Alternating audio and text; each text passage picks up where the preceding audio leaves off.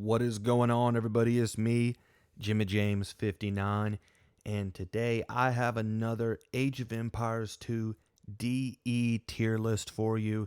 Today we're going to be looking at infantry, focusing at a mid-ELO skill level, and looking at 1v1 gameplay settings. Now, before I get into the content of the video, I appreciate the support so far, and if you like the video, please give it a like and a subscribe. Hit that notification bell. I know in Age of Empires 2, we don't hit the town center bell, but on YouTube, it lets you know that I have another video out, and I have a lot more videos planned, and I think that you're going to enjoy them. So, we're doing our part out here, keeping this community alive. Age of Empires 2 DE, going strong for nearly 2 decades now, and I think we all would like to make it a third by having interesting debates and sharing our thoughts about the civilizations and helping introduce new players into the game. That's how we keep this game alive. And yeah, so we're going to be getting after it now and in the future. So on to the video. Look, we want to sketch out what it means to be mid-ELO here. Everybody knows, I think, that if you're at a mid-ELO level, your games are going to look very different than, say, low ELO gameplay, and also look different than advanced level gameplay. Look, if you're at the mid-ELO level, you're not LeBron James, right? You're not Steph Curry. That doesn't mean you're not good at the game. You are. Look, just because you can't make the NBA doesn't mean you can't go down to your local rec league and hoop it up with the best of them and win that intramural championship, right? You can still be good at the game, right?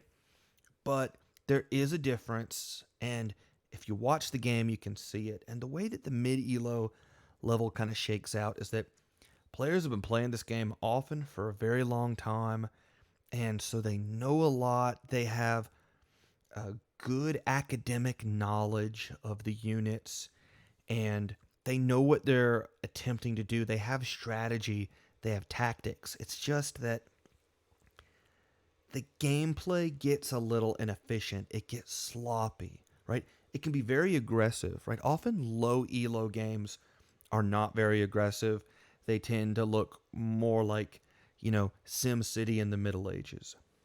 But at the mid-elo level, there are some very aggressive, very well-prepared strategies that you often see. It's just, it tends to get sloppy. And so the kind of things like multitasking, right? Macroing your economy while also microing your army, that can get difficult and create inefficiencies. And decision-making skills often lack. Look, every game has a dark age. Virtually all games have a feudal age. Most have a castle age. Few have an imperial age. As the game goes on, that's often where mid-elo players start to struggle. There's more to manage. There are more transitions to make. There are more fights that you see an opponent's army and you go, can I stop that? Can I win that fight? Mid-elo players, we often just don't have, and I am included in this group, right? I count myself among all of you. We just struggle a little bit to decipher, right? Whether a fight is winnable or not, or whether we should disengage. So this yields some implications for us where basically economic bonuses, which can really spiral out of control at an advanced level of gameplay, they help here, but they don't determine outcomes, right? Unit compositions that can be massed continuously throughout the game are often preferred. This is a bit less applicable in infantry, and I'll explain why here in a second. But, that's something to think about because, again, it's something your opponent may be doing that you need to prepare for. If you're a civilization that can engage in early aggression, very important, right? That can be very rewarding at this level. Similarly, a civilization with a strong late game can also be very rewarding. And lastly, smooth gameplay, right? Civilizations that have very odd starts or that you really need to finagle your build order with, those are not as immediately intuitive or easy to play as civilizations that just have a very smooth sense of gameplay, right? Lots of free technologies, things that don't need to really change all that much, right? That can very much help out a mid-elo player, especially if you're playing random civilization and you're not picking your civ. So that's where a tier list like this, it's good to have these ideas in the back of your head so you can recognize and remember which civilizations play out a bit more smoothly, and then which civilizations you really need to adjust your gameplay for. So that's the mid-elo, but what does this mean for infantry? Well, what we're going to do is we're going to look at this in a twofold manner. First, consider how infantry plays out through the ages, and then consider the attributes, right? I mentioned about, the the game has different ages to it, right? And so, I mean, it's Age of Empires, right? And so, advancing to the next age unlocks new technologies and units and is an important part of playing, right? But that means that units can often play differently at different ages. For instance, in the Dark Age, right? At a mid-elo level, seeing really fast militia drushing, and drushing is Dark Age rushing, and really the only military unit that you can produce from the barracks is the militia here, and it's a bit uncommon to see that, or going for a drush into a fast castle where you play an extended Dark Age to buy yourself time so that you can build up an economy, and then once you get to feudal age, put down your buildings, have the resources to click up, and immediately go to castle age. You don't see it as often at a mid-elo level, but it's still a possibility. It definitely still happens, even if it's maybe not the most common strategy. You need to be prepared for it. You'll probably see it if you play enough games. Even if you're not doing it yourself, your opponent may be doing it to you. Now, feudal age. In today's meta, and this video is being recorded January 2022, Men-at-Arms openings are probably the most common opening on open maps in 1v1 settings. And often the Men-at-Arms openings are very quick. 22 pop Men-at-Arms is, has been the standard for a long time, but it's really not uncommon that you see civilizations, say like Mongols or Lithuanians, that are more known for being cavalry civilizations, and yet because of their really sharp early Dark Age bonuses, they play Men-at-Arms very effectively because they can, say, go up on 21 or 20 population. So Men-at-Arms openings are very common, and so we're going to really consider that attribute, how well a civilization does Men-at-Arms in our tier list here. Spearmen are also very common. Spearmen, pikes, halberdiers are really, really common to see throughout all of the ages when your opponent's making cavalry. Right? When your opponent's not making cavalry, well, you tend not to see it. Now, in feudal age, because men-at-arm openings are so meta these days, spearmen might not see a lot of action in feudal age, right? However, knights in castle age are a very, very dominant unit, and that means that pikemen are extremely common, right? You also tend to see camels in castle age. Again, pikemen are going to be very useful against that.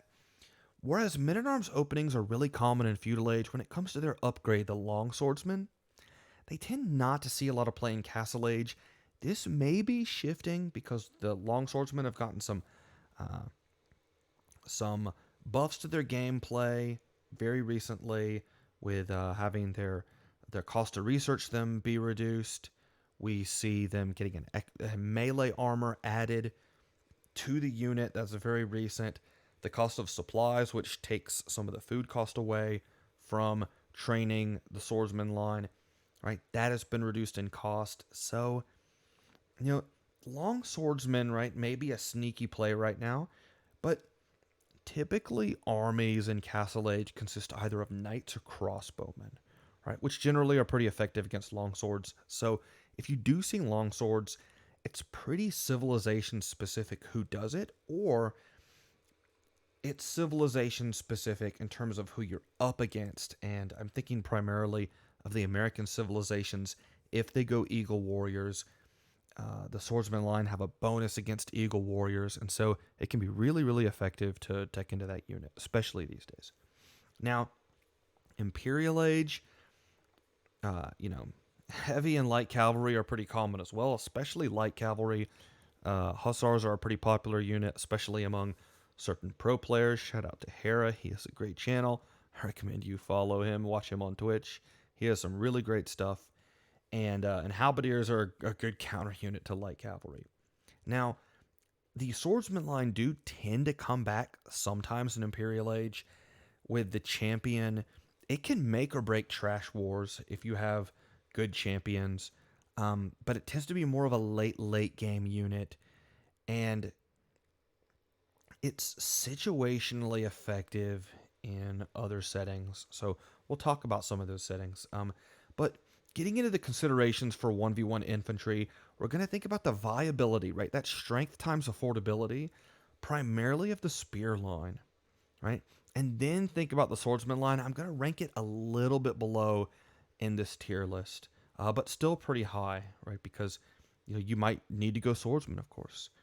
We're going to give some weight to economic bonuses that increase early aggression, bonuses that sustain production in the late game. We're going to think about the infantry unique units here. Now, when we think about unique units, this is generally not a relative comparison, which is what we're often going to be doing with the tier list and thinking about, well, how do these champions from this civilization match up against another civilization? Unique units, we're going to take in a more absolute kind of sense. So we'll get to that and discuss those. Lastly, thinking about complementary units in the late game.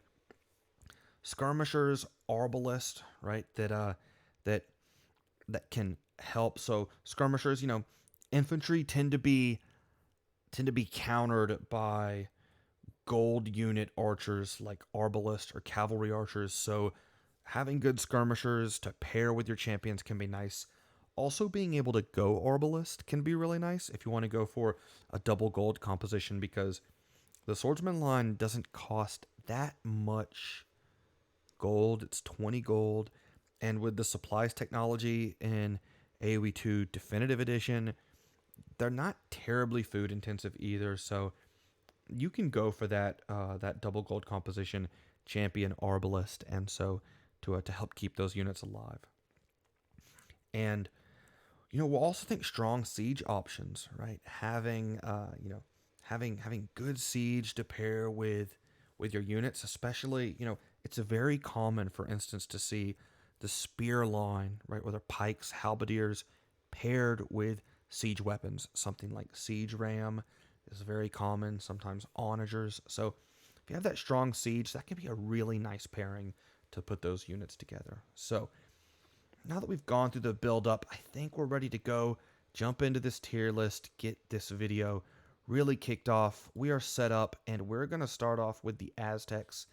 And the Aztecs, for me, are an easy S tier. They have a lot of bonuses, right? Again, because we're thinking about the attributes of the infantry and how it plays through the ages. For Aztecs, you have a bonus where your military production buildings work faster. That can make for a great men-at-arms rush, and also later, especially in Castle Age and beyond, allow you to crank out a lot of Eagle Warriors, which can really frustrate and overwhelm an opponent. You have a top-tier economy, and not only that, but as we get into the late game, right, the Imperial Age technology Garland Wars can make your champions and your eagles have a lot more damage. The really one downside of Aztecs is you don't get halberdier, but Garland Wars helps their pikemen compete and actually be able to fight against other infantry, so it's still a really nice technology. And then if your opponent goes infantry against you, you can make Jaguar Warriors, which is an infantry unit that does anti-infantry damage. So Aztecs have a way of really rounding out their civilization, covering their bases. If the opponent goes arbalist against you, you can make really nice skirmishers with the atlatl technology, giving them an extra range and an extra damage. And that's pretty huge because even though Aztec skirmishers missed the last armor upgrade, as a backline fire support unit, they're great. So, yeah, missing out on halberdiers is somewhat of a weakness for the civilization. However, it is still an S tier civilization. Uh, Infantry with Aztecs is quite good. All right, next up we have the Berbers, and the Berbers are going to go into C tier. I should note here from the outset we only have uh, S through D in terms of tiers. There really isn't a civilization where their infantry, their barracks is so bad you could never use it. Most have at least some purpose, so there's not going to be an F tier for this tier list. Now, Berbers, well, you have fully upgraded champions, which gives you, well, that's about the only real good thing you have. You have a pretty generic men-at-arms rush without a good eco bonus for it. You don't get halberdiers, you're stuck with pikemen, and just not having a good eco bonus. That unfortunately keeps Berbers in the C tier. Fully upgraded champions are nice, especially if you're dealing against an American civ, but, it's not great. Next up, we have the Bohemians. Bohemians, I gotta plug them into the A tier here.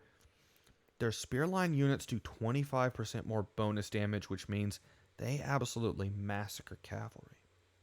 And you do get fully upgraded champions as well, and you get some good economic bonuses with free free stone and gold mining upgrades, and there's some really interesting pairings here. For instance, you have really high quality bombard cannons that can actually be upgraded into a unit called the Hufnisa, which kind of feels like a cross between a bombard cannon and an onager. But they also have the Hussite wagon unique unit. You have pretty strong crossbows in Castle Age as a support unit. If, say, you want to go pikeman crossbow and utilize the civilization's bonus to research chemistry. I'll talk about different unit compositions in a different video. But again, just thinking about if you want to make infantry the bulk of your army and you're looking for support units, Bohemians do have some really interesting options that I think haven't been quite explored yet either. So I gotta give them A tier. It's quite good. All right, next up, we have the Britons. Britons are going to go right into the B tier. You have the full barracks, right? Fully upgraded champions, fully upgraded halberdiers. The fact that you have a bonus to consume your sheep faster with Britons allows you to get a pretty good men-at-arms rush going, and you have great ranged units to complement your infantry. Britain Siege is a bit weak. You do have really nice trebuchets if you can research the Werewolf technology. There's just not a lot of really other bonuses, though, so it's B tier. It's fine. There's nothing wrong with it. If you're going to have especially halberdiers or champions be a support unit in your army for Britons. Okay, next up we have the Bulgarians. Bulgarians, I gotta put them into the S tier. They don't get champions. That's important to note in the late game, but when you think about how their infantry plays out, you get your swordsman line upgrades free, which means that you can go for a really lightning fast men-at-arms rush that can throw a lot of opponents off. And not only that, but you have an economic bonus where your blacksmiths not only work faster, but the food cost is minus 50%, which means you can get cheap upgrades fast. And that can be very important for keeping units alive.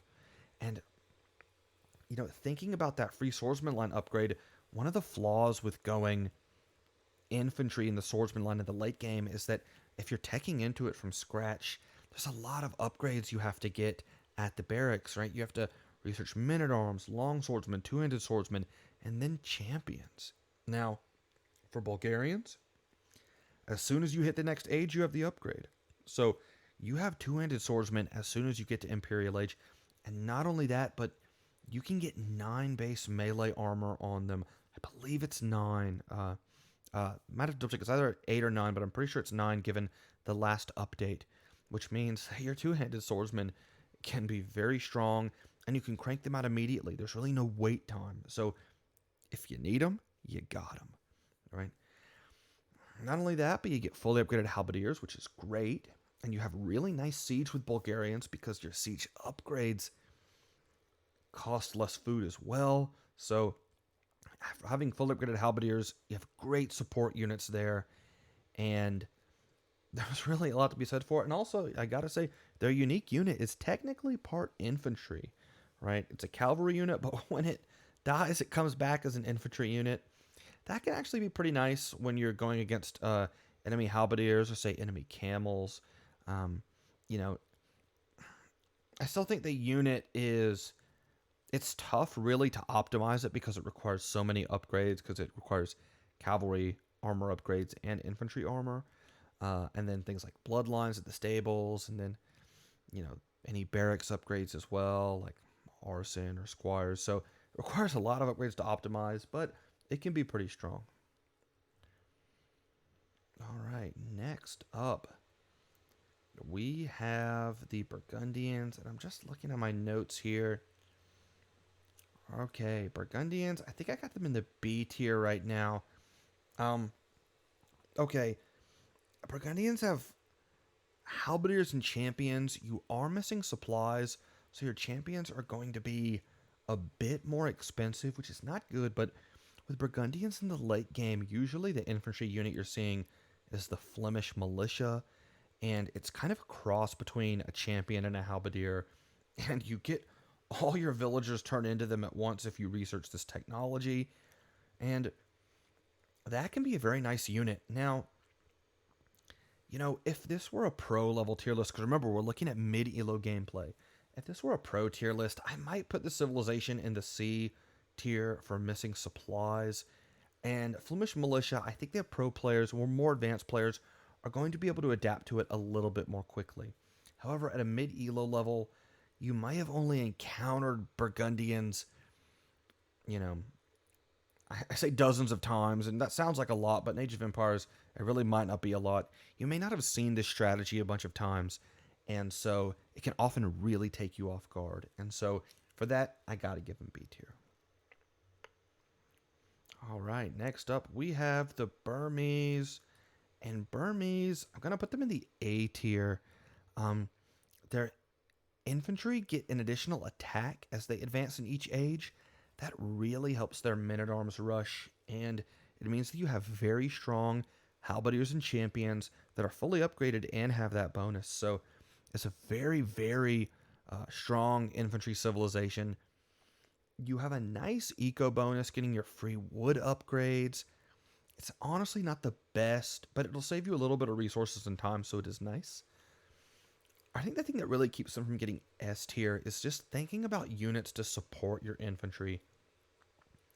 Oftentimes, ranged options are what you want to support a melee option. So, for your infantry, having your own skirmishers, having your own arbalist, having your own siege, that kind of thing. And your ranged options for support are just pretty lacking in the Castle Age. And so, it's probably best to play something like Hussars and go double melee composition. That'll really hurt your food count, though, and you need a lot of farms. I don't know, it can just be very awkward to play that in the late game. So, yeah, it can get tricky. Some people might say going with their unique unit, a Rambai, which is a cavalry archer class unit, but that's also a quite expensive unit as well. And so that could be hard to pair with something like champions. Maybe pairing with halberdiers could be nice, but that might slow your army down. Again, it's just a little bit awkward with Burmese. So that will keep them in the A tier. All right, next up, going with the Byzantines. Byzantines, gotta put them in the B tier. Your halberdiers get a minus 25% discount, and you do get champions in the late game. You're missing Blast Furnace. That can suck for champions because, you really need that melee damage to crank out the attack against opponents. But for halberdiers, where most of your damage is coming from the bonus damage against cavalry, and if you're not up against cavalry, you're probably not making halberdiers anyways. Missing Blast Furnace is not as big of a deal. And you also have a faster Imperial Age that can help you actually get to something like halberdiers. And look, Byzantines do have Siege Ram. You have fully upgraded Arbalist, fully upgraded skirmishers, and the skirmishers are cheaper, by the way. So you can actually surround those infantry units with some pretty decent options. So, you know, I greatly value the cost reduction on the halberdiers, and we're skewing a bit towards halberdiers in this video. If we're only considering the champions, I'd have to put them in the C tier, but the halberdiers get such a nice cost discount, right? That's enough to put them in the B tier. Just hydrating for a moment. Next up, we have the Celts, and the Celts are also going to go into the S tier. Their infantry get a speed bonus, feudal age and beyond, which means that they have very fast men-at-arms, and given how common men-at-arms rushing is now, that really increases the power of their rush. It also means their spears are faster, so if you're trying to chase down cavalry, if you have cavalry in your base, it's a lot more difficult to do damage, and that can help you throughout all of the ages. Their unique unit, we're going to talk about a unique unit here, is the Woad Raider, and it is a very, very fast infantry unit. And it can be quite strong and really give your Celt army that speed boost that it otherwise would lack and maybe feel, a little bit slower than, say, a cavalry civ. But Woad Raiders, they they lace up their Nikes in the morning and they are out there. They're they're walking hard. And so Woad Raiders are a really nice unit, and you get a great economic bonus with faster working lumberjacks in the early and mid game.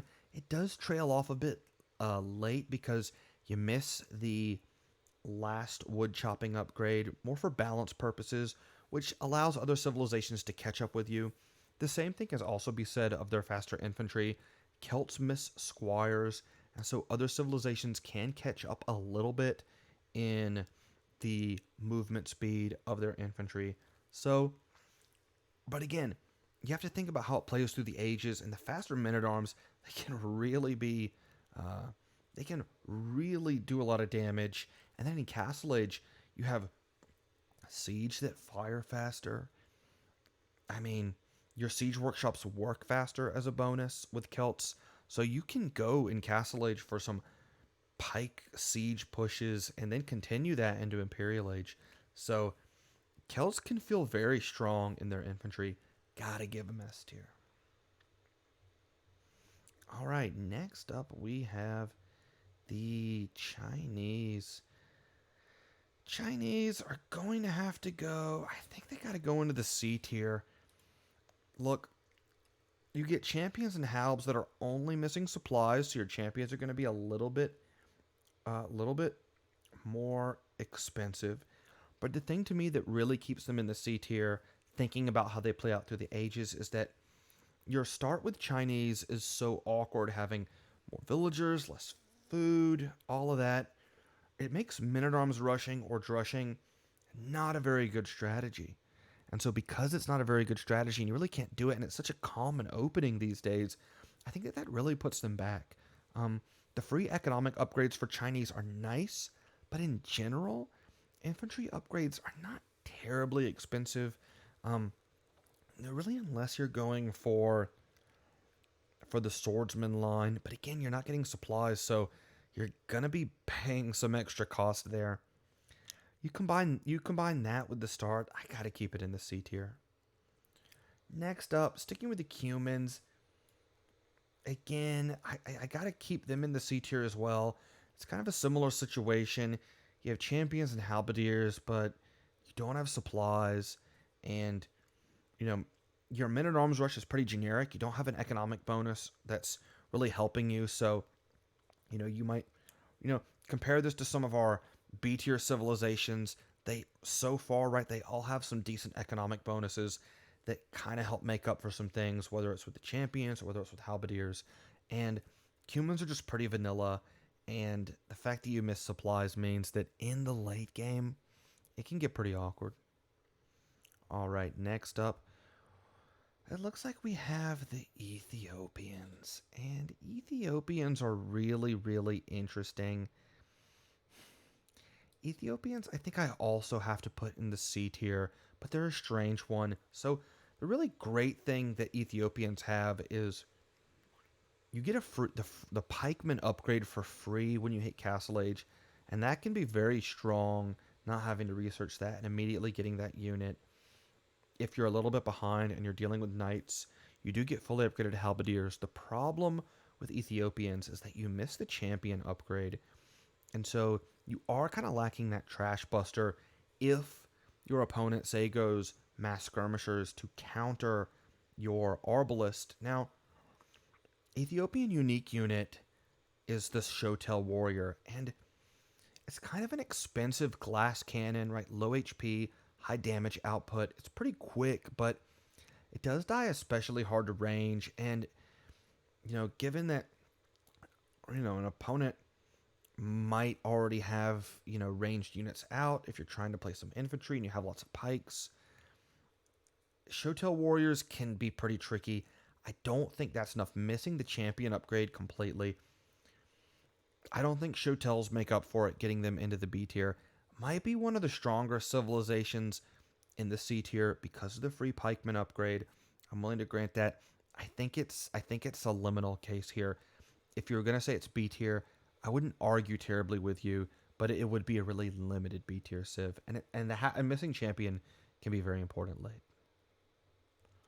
All right, next up we have the Franks, and well, Franks will go in the B tier. Your barracks is fully upgraded, the same as Britain's.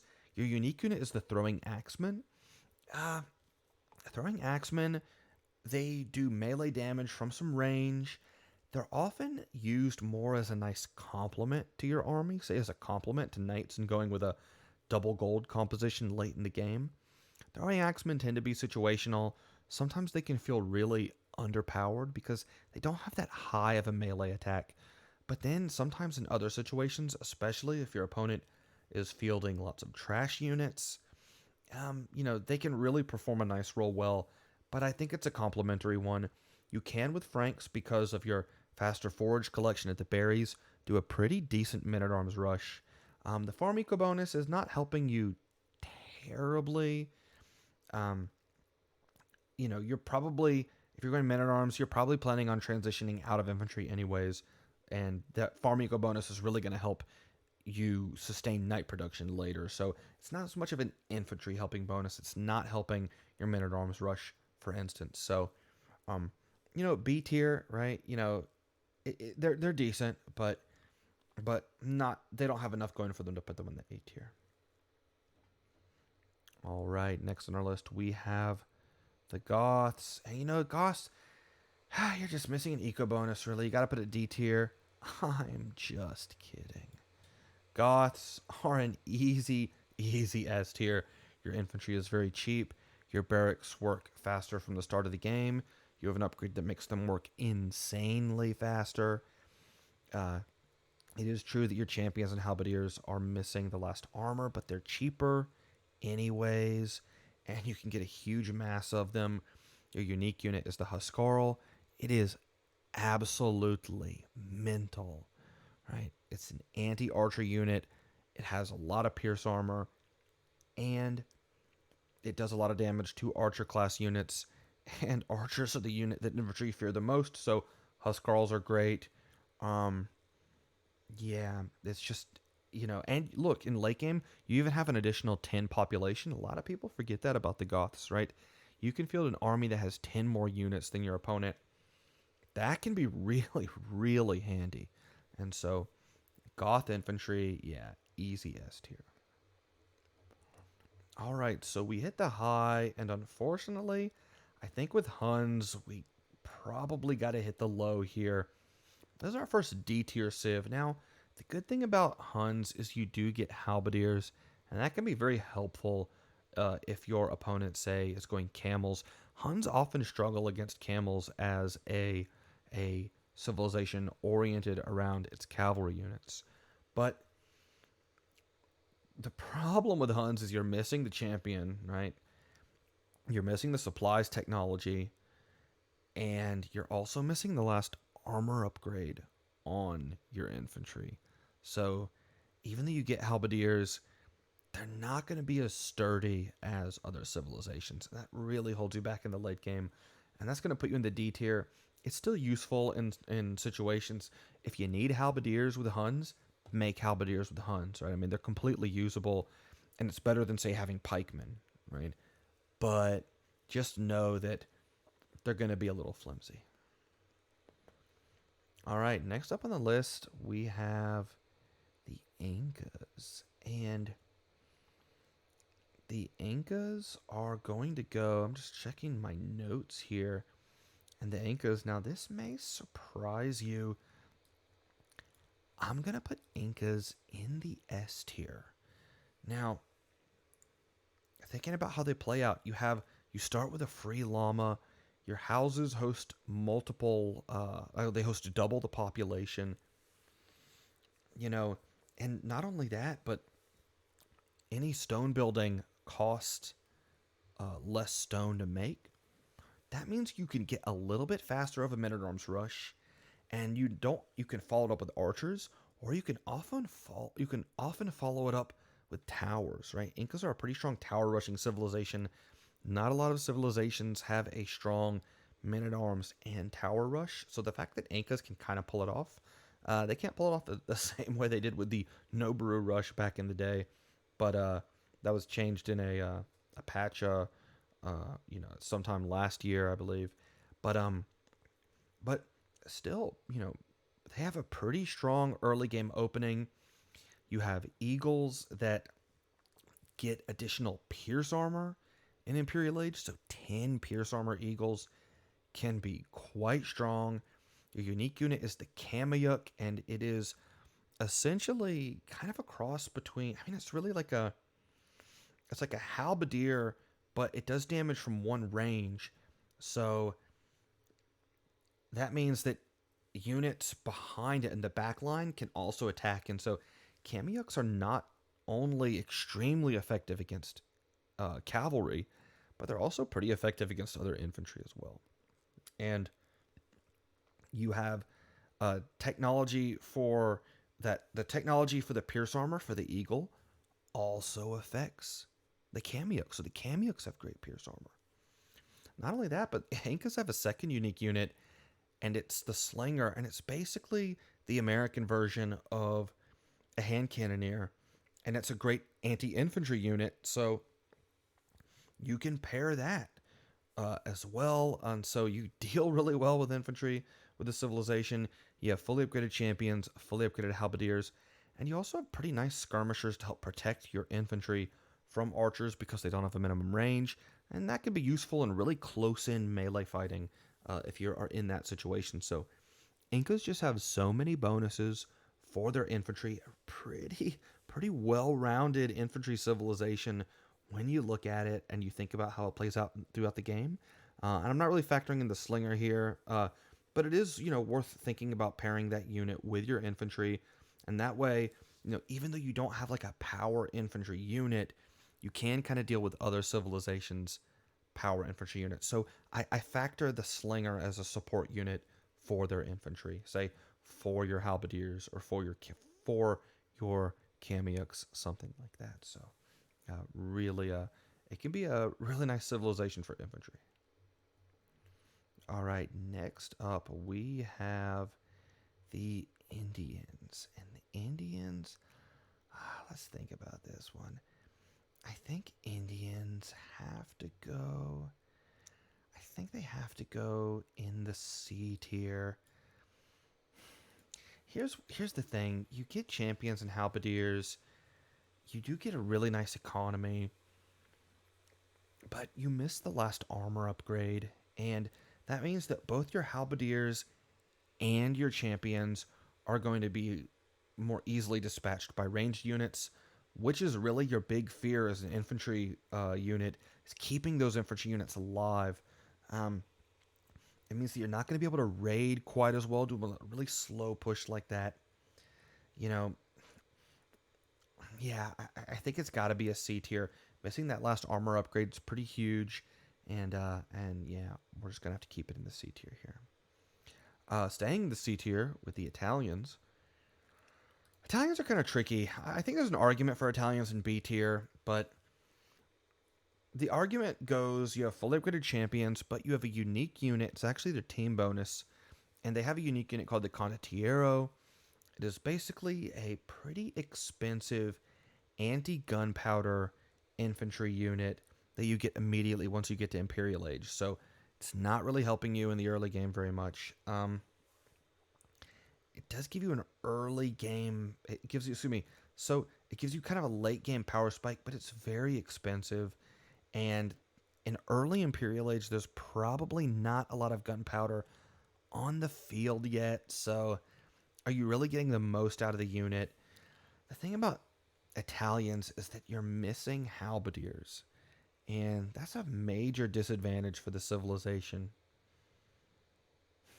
Yeah, unfortunately, I mean, I think that there's an argument for Italians that your cheaper age up bonus can enable you to get some nice men at arm aggression. And, I think that Italians actually have a really nice men at arms rush.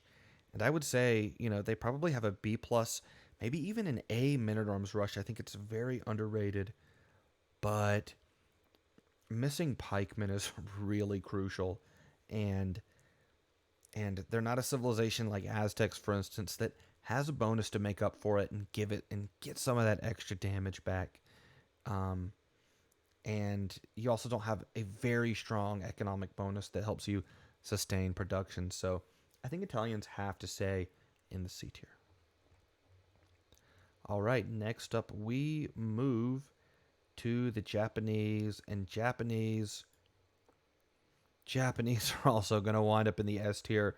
Your infantry do 33% more attack, which means that every unit from the barracks is strong at every phase of the game.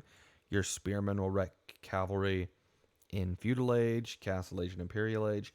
Your men-at-arms rush is probably top 3. You have a really powerful early eco bonus with your resourcing camps, getting a 50% discount. Fantastic for rushing.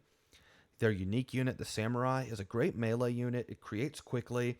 It has an attack bonus against other unique units. And so Japanese actually, against other strong infantry civilizations, can really come out on top because you can go, say you're up against Vikings or Celts and they want to make the Berserk or the Woad Raider their real power unit. Japanese, I throw the Goths in this category as well. Japanese make Samurai. Right, those things are toast. But not only that, you get fully upgraded Arbalist or Skirms to mix into your army late and to help keep those infantry alive.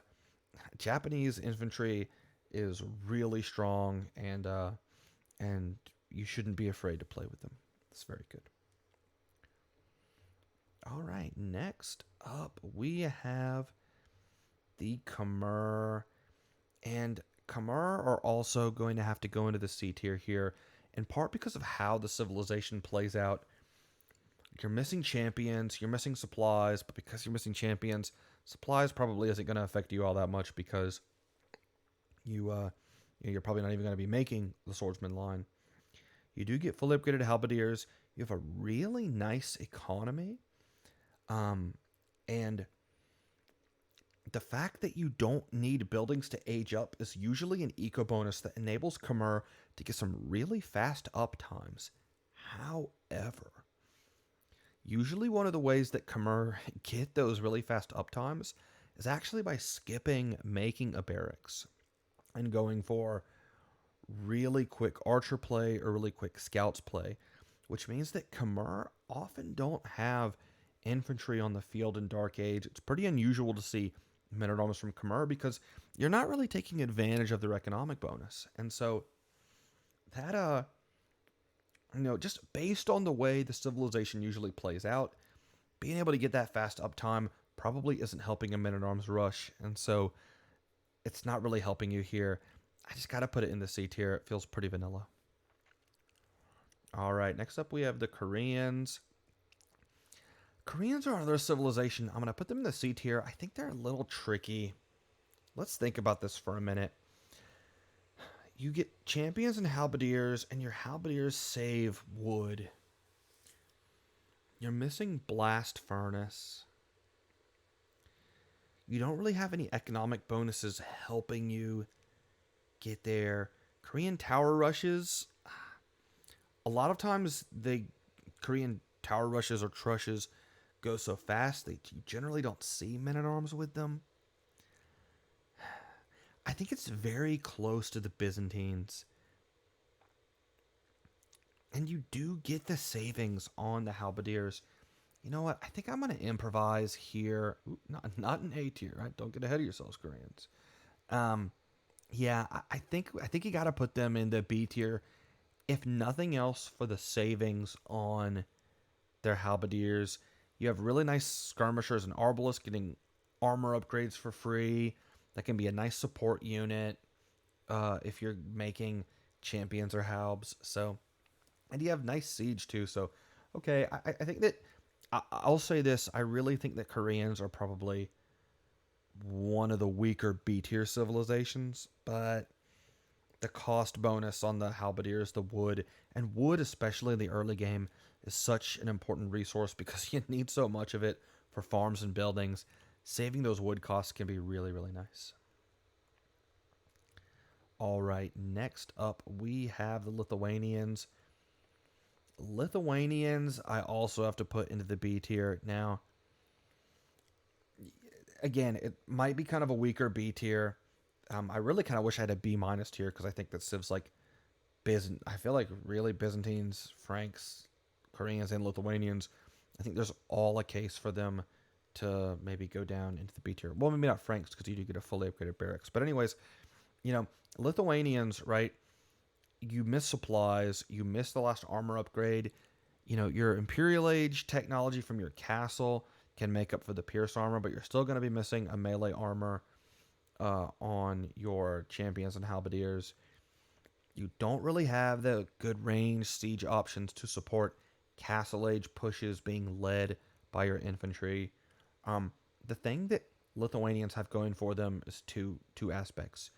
Your spear line has a faster movement speed, and so you can chase down cavalry really easily, and that can be very helpful for Lithuanians. But because you start off with 150 food, you can do a lightning fast men-at-arms rush, and that for me is really what gets them into B tier. You can throw an opponent off from the beginning. You can end some games in feudal age with Lithuanians. So, yeah, B tier. All right, next up we have the Magyars. And the Magyars, I think I gotta put them in the C tier. You get champions and halberdiers. You do get supplies. You miss the last armor and you miss squires. So your infantry are going to be a little squishy, and they're going to be kind of slow too. I think that that's enough to put them in the C tier. They're still usable. Again, all of the infantry for C tier and above is usable, but C tier infantry has some limitations to it that civilizations in the B tier kind of make up for it, right? Koreans have a bonus that kind of makes up for missing blast furnace, right? Lithuanians have some bonuses that kind of make up for missing your that make up for missing supplies and the last armor upgrade, right? Now, I do want to say with Magyars, though, I will say this, right? Late game, their infantry, not very good. Don't be afraid to open with men-at-arms because you do get free attack upgrades from the blacksmith. Magyar men-at-arms openings can be really strong. You get fully upgraded arbalist if you want to support, infantry in the late game. But you're probably, again, thinking about how civilizations play out.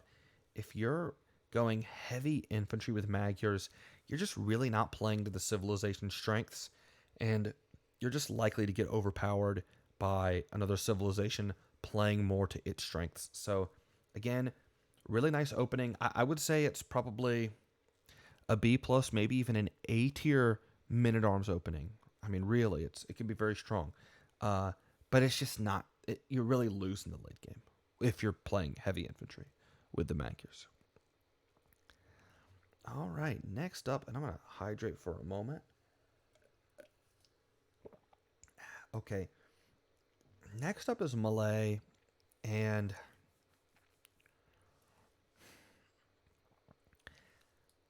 I'm going to say, remember, this is a mid-ELO tier list. Malay, Miss Champion. And you get two-handed swordsman. And the real Malay claim to fame here is that the forced levy technology removes the gold cost on your two-handed swordsman. Now, it's important to note that it does increase the cost a little bit to 80 food.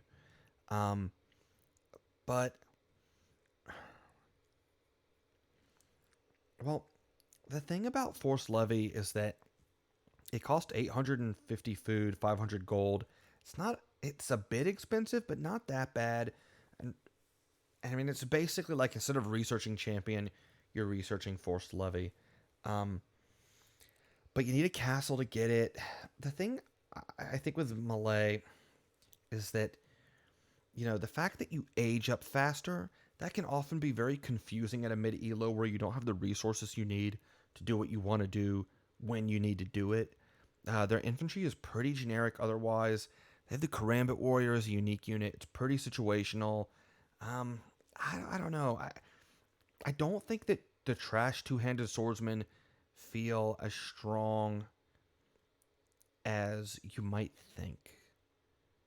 Right? And look, and if another civilization has champions, and because remember, the the infantry line is not very expensive anyways, right? It's only costing 20 gold. Um, I don't know. I just don't think it's as strong as maybe we tend to think it is. And I think that in some cases, I will say this, I think in some cases, Malay can be probably an A tier. If I had a B plus tier, I didn't put an A minus B plus tier, but I think Malay are a civilization that definitely belong in that grouping because of the way the civilization plays out. But I'm not certain about this one. If you have a thought on that, drop me a comment below. I'd be interested in what you think. For me though, I think I got to keep them in the B tier as a mid-elo tier list. If this is a pro level, I might put them in the A tier just because I think that pros are able to handle the faster age up better. I think they're probably better able to utilize the Karambit Warrior. So, at the mid-elo level of gameplay, I just think that Malay are a bit more difficult to play, not as smooth. All right, next up we have the Malians. Malians for me are an S tier. You have a great men-at-arms rush. Your infantry get extra pierce armor as you go through each age. So, by the end of the game, you have +3 pierce armor on your infantry, and you have cheaper buildings. So your men-at-arms rush, your men-at-arms are going to survive more against archers. And Malians are one of the few civilizations, because of that pierce armor, you can really sustain longswordsman pushes in Castle Age. Remember what I said about mono unit compositions? Most civilizations can't transition from men-at-arms into longswordsmen in Castle Age. Malians can stay on them and just keep going. And not a lot of civilizations can do that. The American civilizations with eagles can do that, which is, again, one of the reasons why, we have Aztecs and Incas in the S tier here. And you got to give it up to the Malians. And look, when you get into the late game, you have champions. They have 8 pierce armor, right? So you can keep that infantry spam going into the late game. And Malians now have plus 30% more gold. So that helps you keep making units in the late game. Infantry are not that expensive anyways, so if you're making infantry, you're probably not going to run out of gold, and well, that could be really great for you. The really downside of Malians is that missing halberdiers is a big disappointment, but the fact that your pikemen have extra pierce armor gives them some really great survivability against some of their most common counters, and pikemen are still a decent unit, just not quite as good. But if you're up against, say, like Cavalier, pikemen are still going to do pretty well. So, it does kind of stink, and it is a weakness, but you know what? It's still a pretty good civilization. All right, next up, we have the Mayans, and Mayans I'm going to have to put in the A tier. You miss champions, you get fully upgraded arbalist. But look. Oh, and also, actually, you're missing supplies. But let's be real, you're not making log swordsmen anyways. Mayans get in the A tier because they have fully upgraded halberdiers and eagles with the Eldorado technology. Your eagle warriors have 100 HP. That is fantastic. And not only that, but because of the Mayan eco bonuses, you start off with an extra villager. Um, that enables you to do a really great men at arms rush. In fact, Hera, right? I think I mentioned him earlier in the video. He has a video out there on YouTube showing a men at arms rush that is only able to be done with the Mayans. I think I might put a link to that in the description below. Um, if I forget, you can just go ahead and search it. But Mayans have a really strong men at arms rush as well, and for that they got to go A tier. But right, it can be really difficult to use their swordsman line. Their two-handed swords, you just can't use it, and that is a weakness of the civ. But they have some other strong options. Gotta put them in the A tier.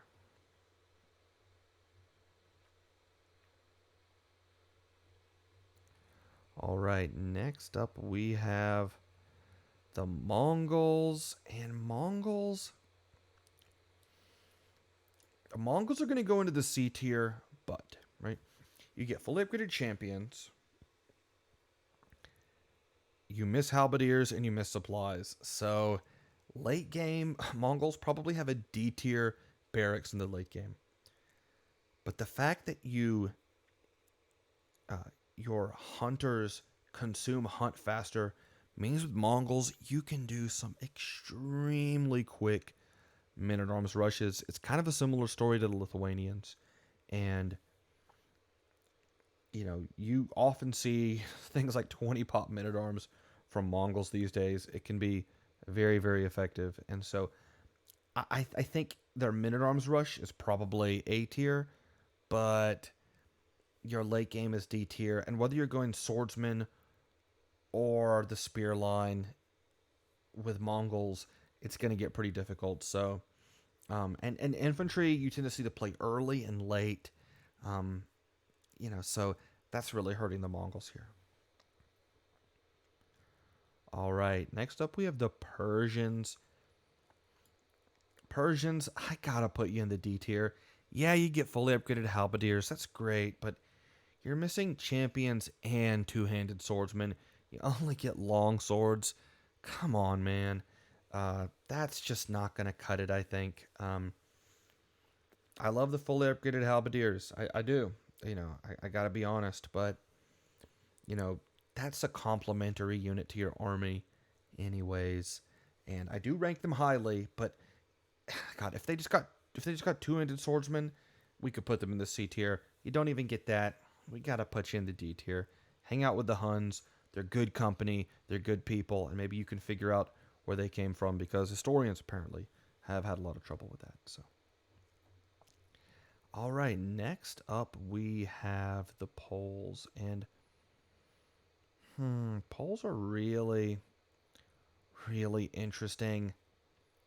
This might be a bit of a controversial choice. Again, if you disagree with me, let me know. I'm going to put them in the S tier. And I'll tell you why.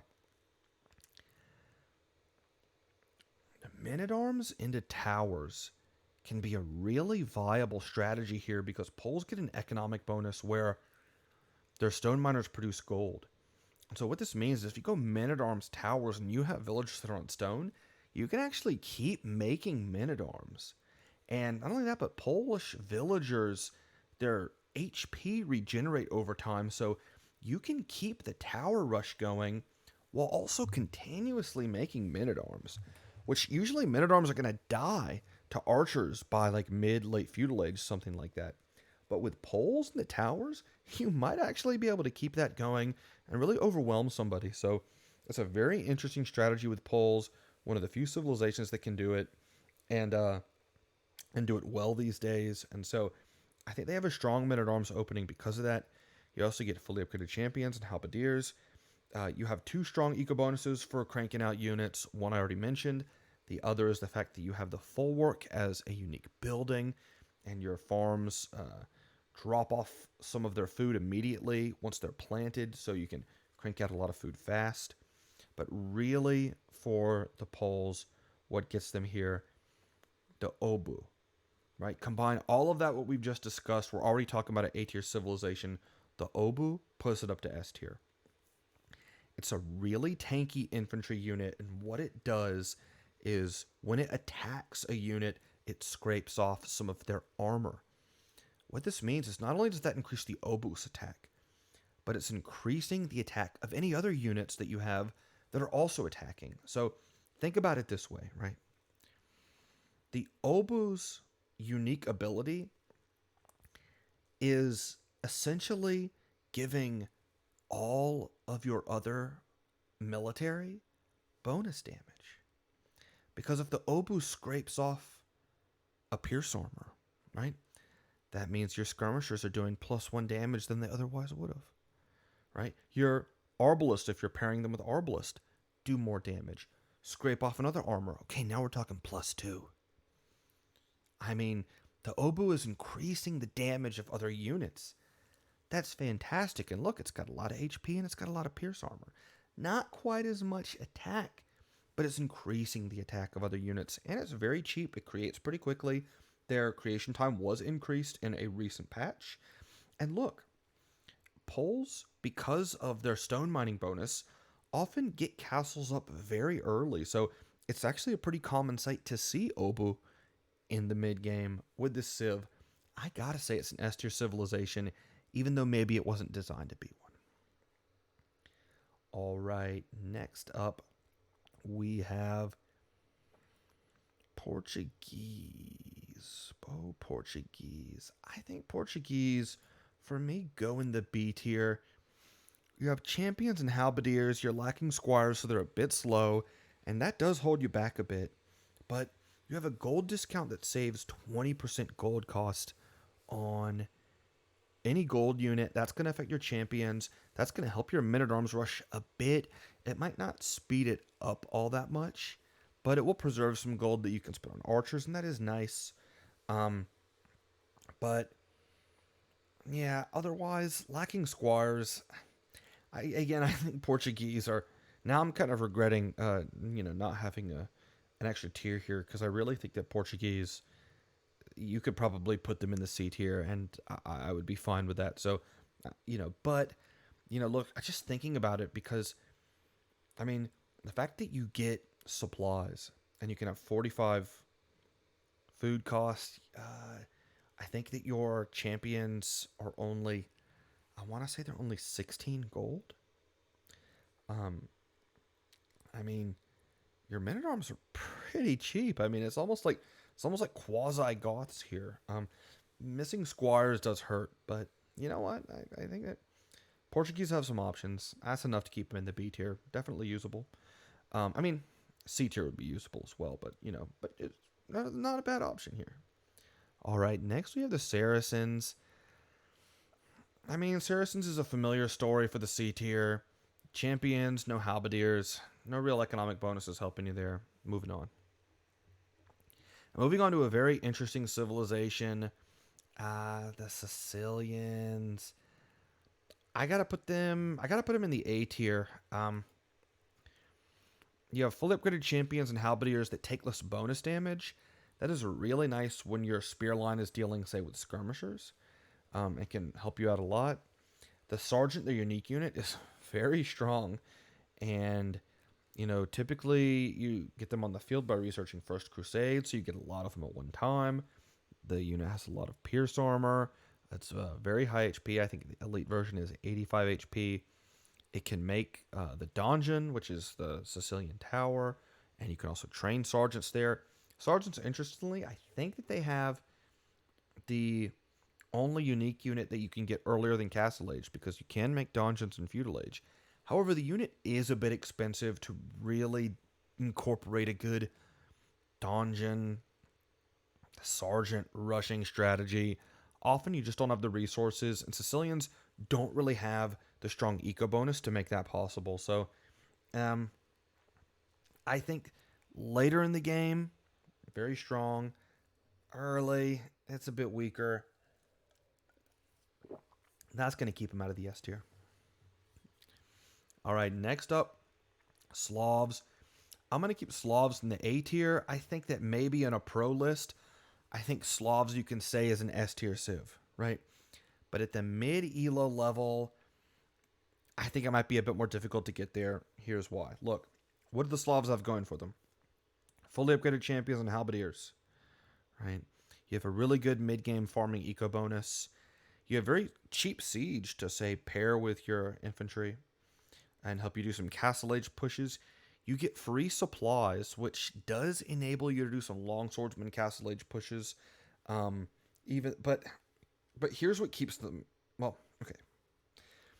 The reason that people often put Slavs into the S tier is because of their late game Imperial Age technology, Druzina, that you research from the castle. That gives all of your infantry trample damage.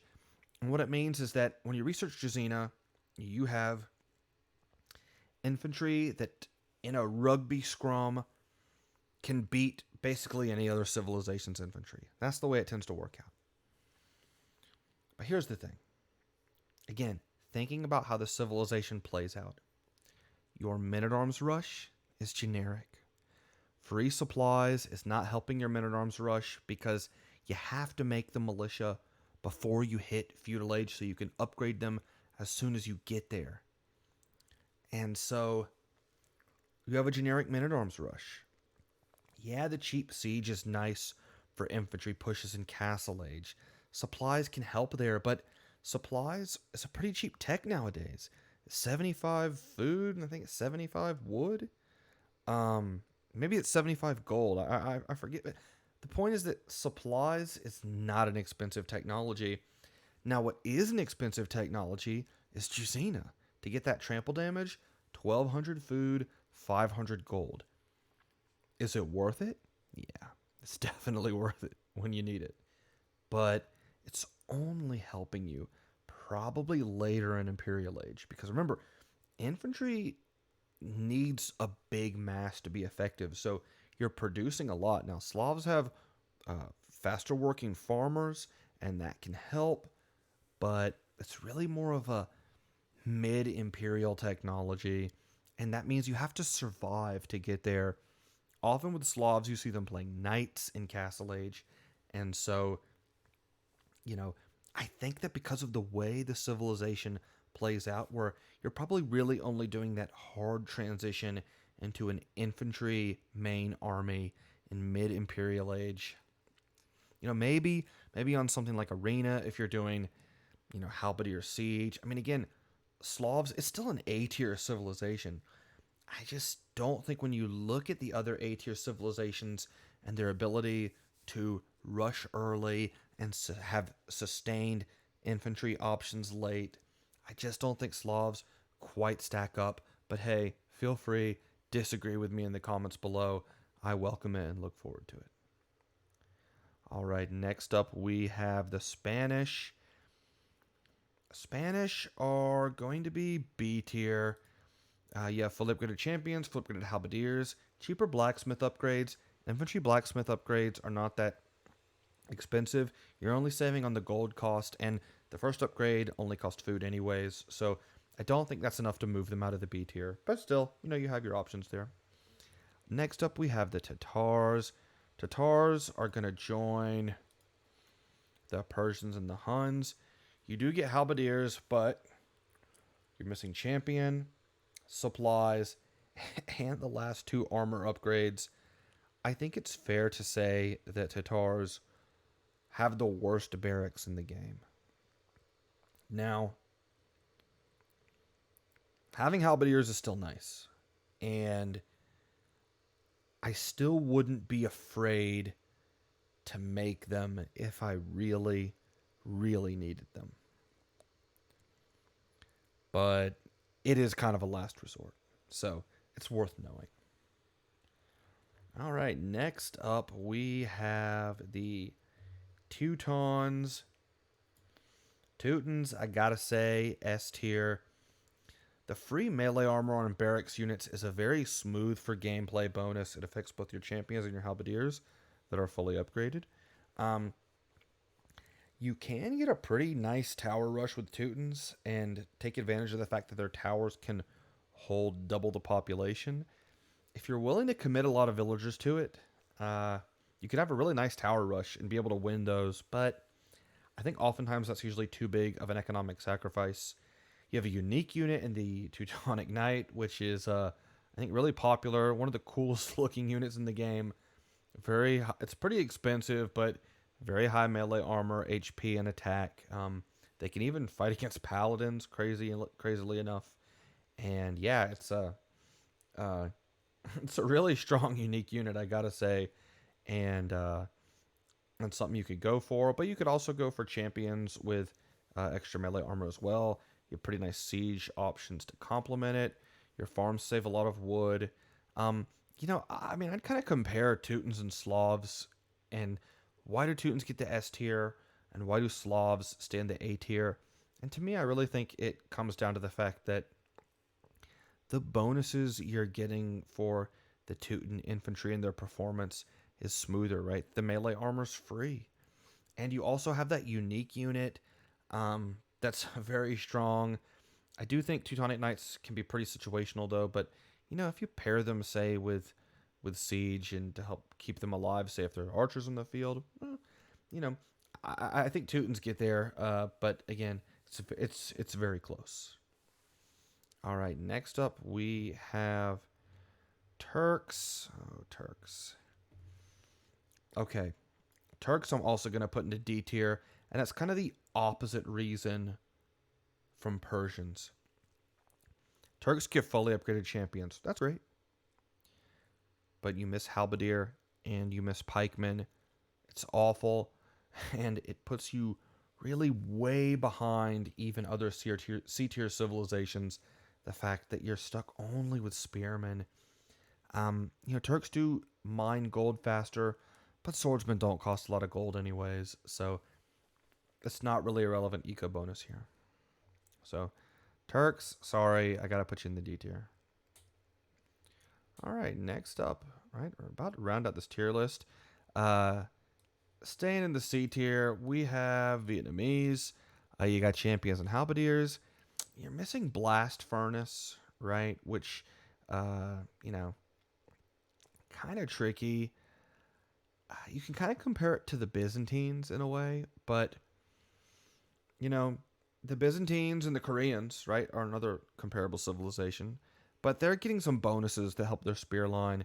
Vietnamese, you're not. Your economic bonuses don't really help from men-at-arms rushing. Your economic bonuses getting the wood cost taken off of your eco bonuses, or your eco upgrades rather. And that's helpful, but it's a lot more helpful for sustaining archer production than it is for getting out men-at-arms or long swordsmen or something like that. So, yeah, it's they have some all right infantry. Seeing the enemy town center can help with men-at-arms rushing a little bit, but I don't think it is enough to boot it out of the C tier. All right. Last, but definitely not least, we have the Vikings. Vikings now, as of the last patch, their infantry have 20% more HP, basically from the jump, and this really buffs their men-at-arms rush. Their men-at-arms now are extremely tanky. I think it used to be only 10%. So basically the bonus itself has doubled, and that's great for their infantry. It's also great for their long swords. And, one of the downsides of Vikings is that you do miss out on halberdiers. You only get pikemen. But having the extra HP and also having chieftains as a castle age technology really helps compensate for the lack of halb. Chieftains get, I think, like +5 extra attack against cavalry. So you really almost make up for the missing bonus damage. And the more HP usually means you can sneak in an extra hit. And so in some cases, you're actually putting out more bonus damage than halberdiers because you're getting an extra hit in. And not only that, but hey, chieftains also helps your champions, and it helps your berserks, which berserks are an insanely strong unique unit, even in Castle Age now.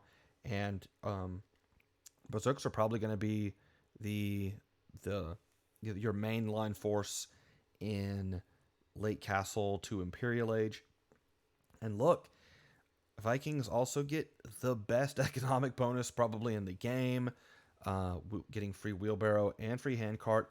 And plus, it's a really smooth economic bonus. It's free and it massively improves your economy. So I can't see any other tier for Vikings other than the S tier. And now we've come to the end of our tier list. This actually was a bit longer of a video than I thought it would be, but there's lots of infantry bonuses. There's lots to discuss here, even though we're usually only talking about one building and maybe some castle units. But there are a lot of infantry unique units, and so we got to talk about them. So, you know, some controversial choices probably in here. And so I'm looking forward to seeing what you all have to say in the comments and what kind of perspectives are going to be offered. But with that, I'm going to end the video right here, and I hope to see you all out there on the ladder. Peace.